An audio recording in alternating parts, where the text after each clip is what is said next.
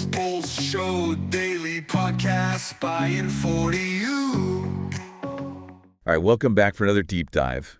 We try to focus on what you guys want to know more about, and lots of you have been asking about this BRICS expansion thing that's been all over the news lately. Yeah, it's definitely been making waves. So we went straight to the source, right to the BRICS joint website. They just published this fascinating article after their recent summit in Kazan, Russia.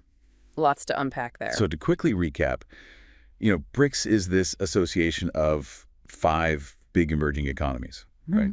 Brazil, Russia, India, China, and South Africa. Right. Not a formal alliance or anything like that, more of a collaborative group. Exactly. But here's the thing. Yeah. They've just invited 13 new partner countries to join the party. Yeah, 13. It's a pretty big deal. It is.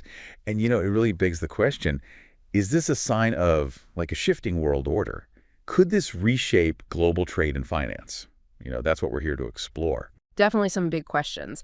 And, what I find really interesting is the sheer diversity of these new partners.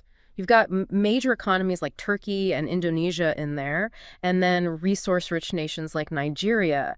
And, you've got countries aligning with different geopolitical blocs. It really does paint this picture of a changing global landscape. Yeah, you're not kidding. It's like Turkey, Indonesia, Algeria, Belarus, Bolivia, Cuba, Kazakhstan, Malaysia, Nigeria, Thailand, Uganda, Uzbekistan, and Vietnam. Quite the mix. It is quite the mix. And so they're being brought in as partners, not full members. Right. So what's the distinction there? Well, think of it like this. Partners get a seat at the table, for certain discussions and projects, but they don't have full voting rights or the same level of influence as the core members. Okay. So it's a way for BRICS to kind of expand its sphere of influence without fundamentally changing its core structure. At least for now. Yeah, at least for now. It's kind of like a trial run before taking the full plunge, Okay, interesting. So one of the big things that came out of this summit was Putin's proposal for a new payment system within BRICS. Yeah, that was a big one. He's talking about using national currencies for transactions between BRICS nations. And it seems like the goal is to reduce reliance on the U.S. dollar. Right, on those Western-dominated financial systems. It really raises some very important questions. Well, yeah, and I was going to ask you, we've all grown up with the U.S. dollar as this, default currency for global trade, almost like it's a law of nature. But when you think about it, it's really just a system that's been in place for decades. What if that system starts to change? That's exactly what BRICS seems to be aiming for. They're talking about a more multipolar world, one where financial power isn't concentrated in the hands of a single country or a single currency. Imagine if the BRICS nations, with all their economic clout, started conducting more and more of their trade outside the dollar system. Yeah, whoa. Yeah, it's a big idea. That could have some pretty huge repercussions. Absolutely. What would that mean for the value of the dollar? Would it lose its status as the world's reserve currency? What would happen to the U.S. economy and its influence globally? Those are the big questions everyone's asking right now. It's a bold move by BRICS for sure. Okay, so let's get into some of the specifics of what happened at the Kazan summit. Aside from this new payment system, what else did Putin propose? Well, he also suggested extending Brazil's leadership role in the BRICS New Development Bank, the NDB. Oh, the NDB. Right. Right. I mean, that's seen as a potential rival to, the World Bank and the IMF, right? Can you just give us a quick reminder of what exactly the NDB is and, why it matters in this whole BRICS picture? Sure. So the NDB was established in 2014 as an alternative to those Western-dominated institutions. The goal is to fund infrastructure and sustainable development projects in BRICS countries. It's already approved billions of dollars in loans. And, with this expansion, its role is likely to become even more prominent. So it really seems like BRICS is serious about building up its own financial institutions to, support its own development agenda. Yeah, absolutely. Wow. Okay. So are there any concrete details yet on how all of this will be implemented, like the specifics? Well, the summit concluded with them adopting this document called Modalities of BRICS Partner Country Category. Okay. This document is going to be key going forward because it outlines the specific terms of engagement for these new partners. It's basically the rule book for this whole expansion. So we've gone from what is BRICS to understanding this potentially historic expansion. And it's not just about adding countries to a list, right? It's about potentially reshaping global power dynamics. It could change trade flows and maybe even the way the global financial system operates. And that's just the beginning, really. We've only just scratched the surface of what this BRICS expansion could mean. It sounds like there's a lot more to uncover here. Yeah. Stick with us as we delve deeper into the world of BRICS. We're going to explore what this all means for the future of global finance. So before we, dive into all the implications and all that, let's zoom in on this whole moving away from the US dollar thing, because it's not just about a payment system, right? Right. It's about like a shift in economic power. It's like BRICS is saying, hey, we don't necessarily want to play by your rules anymore. But how would that actually work? Would businesses in like India and Brazil really ditch the dollar and start using rupees and reals for everything? Well, I mean, a complete overnight shift, probably not. Right. But we're already seeing steps in that direction. There have been reports of India and Russia using rupees to settle some of their oil trades. And China has been really pushing the use of its currency, the yuan, in international transactions. It's more of a gradual process. Right. Yeah. Chipping away at the dollar's dominance. Yeah. But I mean, what is the motivation behind all this? Why would these countries want to move away from a system that's been in place for like decades? Well, there are a few reasons. One is that it reduces their exposure to fluctuations in the dollar's value. A strong dollar can be a real problem for emerging economies. Makes debt servicing more expensive. It can impact their balance of payments. Right. So it's like a hedge against that currency risk. Exactly. And, it gives them more control over their own economies. Right. The second reason is that it promotes the use of their own currencies, which can, boost their standing in the global financial system. If more transactions are happening in rupees, riyas, or yuan, that increases demand for those currencies, and that could make them more valuable. Yeah, it's like the self-fulfilling prophecy. Right. The more you use your own currency, the stronger it becomes. But wouldn't this make things a lot more complicated for businesses?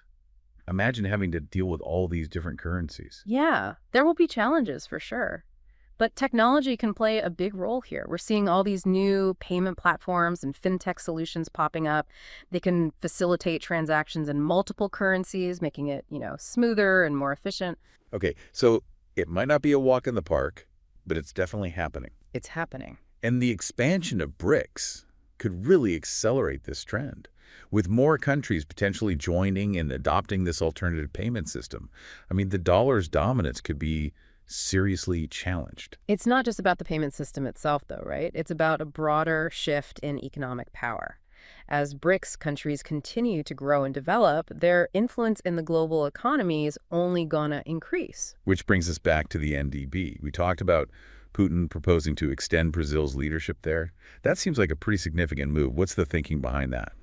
Well, extending Brazil's leadership is a strategic move to, strengthen the NDB's role within the BRICS ecosystem. It's a signal that BRICS is serious about building this institution into a real powerhouse for development financing. So the NDB is not just about funding projects. It's about challenging the existing financial order. It's almost like BRICS is creating its own parallel system. Exactly. And it's not just infrastructure either. The NDB has also expressed interest in funding social development projects and even green initiatives, So they're really trying to position themselves as a champion of sustainable and inclusive development, which is a message that resonates with a lot of countries, especially in the global south. It sounds like the NDB could become a major player in global finance, especially with more countries joining BRICS and, seeking access to its funding.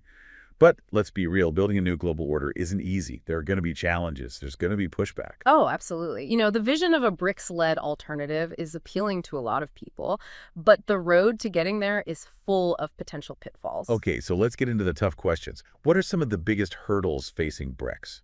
Well, one of the most significant challenges is just the diversity of the member countries and now the partner countries. These countries have different political systems, different economic structures, and sometimes even conflicting geopolitical interests. Getting them all on the same page, finding common ground, that's not going to be easy. Right. It's like herding cats. Right. Exactly. I mean, even the original 5 BRICS members have had disagreements and tensions over the years. Yeah. And you have like democratic India and authoritarian China. You have resource-rich Brazil and manufacturing powerhouse China. These are pretty fundamental differences. They are. And as BRICS expands, managing those internal dynamics and making sure everyone feels represented is just going to get more complex. Yeah.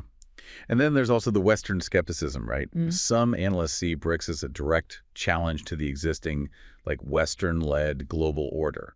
And they might see this expansion as a threat. For sure, that's a valid concern. BRICS's push for this more multipolar world, especially when it comes to finance and trade, is likely to meet some resistance from those who benefit from the current system. I mean, we could see attempts to isolate BRICS members, sanctions, maybe even economic leverage to discourage cooperation. It's like this high-stakes geopolitical chess match. Yeah. And let's not forget the practical stuff.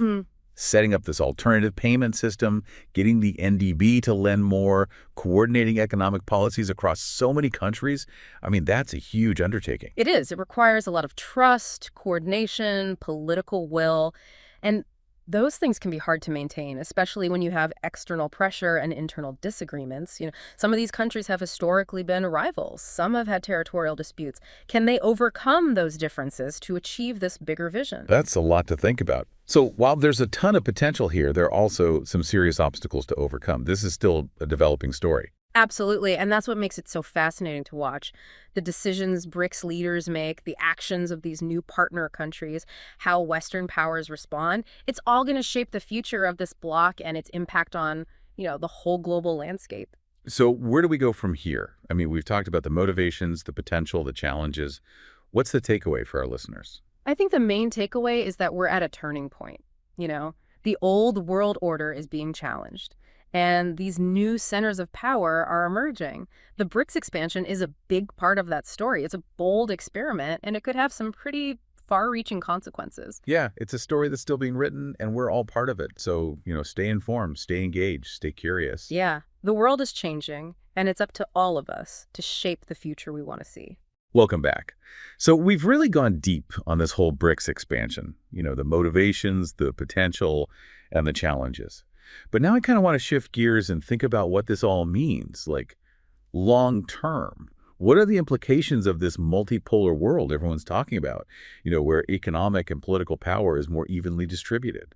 Well, that's the big question, isn't it? I mean, if BRICS can pull this off, if they can navigate these challenges and achieve their goals, it really could change the global landscape in a pretty fundamental way. Imagine a world where the U.S. dollar is no longer the only dominant currency, where emerging economies have more of a say in global institutions, where development financing flows from, multiple sources, not just Western-led institutions. Yeah, that's a pretty dramatic shift. What would that even mean for, like, everyday people? Would we see changes in, say, the cost of things or, access to jobs? What about international travel? Well, it's hard to say for sure, but let's speculate a bit. In a multipolar world, competition could actually lead to lower prices for consumers.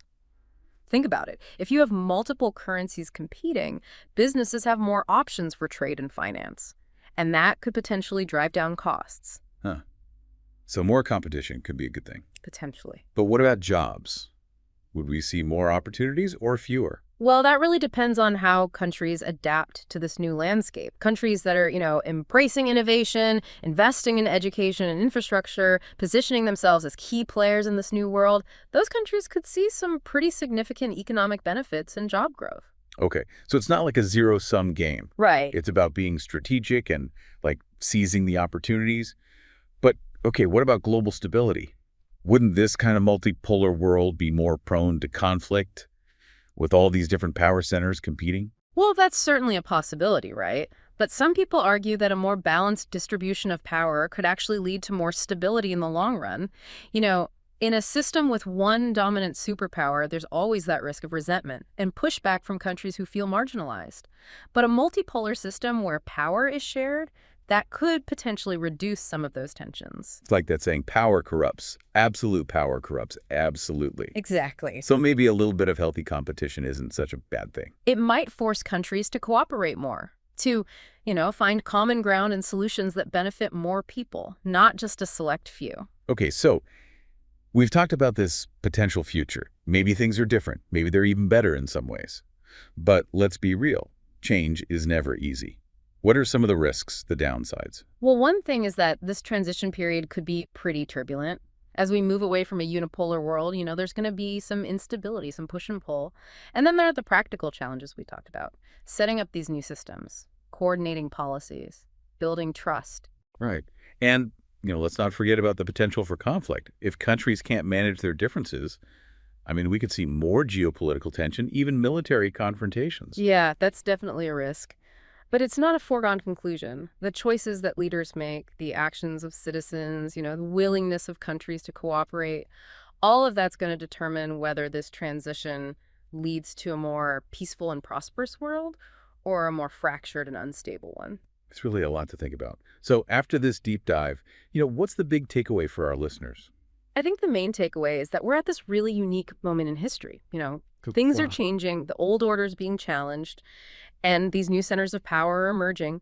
The BRICS expansion is a big part of that. It's a bold experiment, and it could have huge consequences. It's a story that's still being written, and we all have a role to play. So, to all of our listeners out there, stay informed, stay engaged, stay curious, because the world is changing.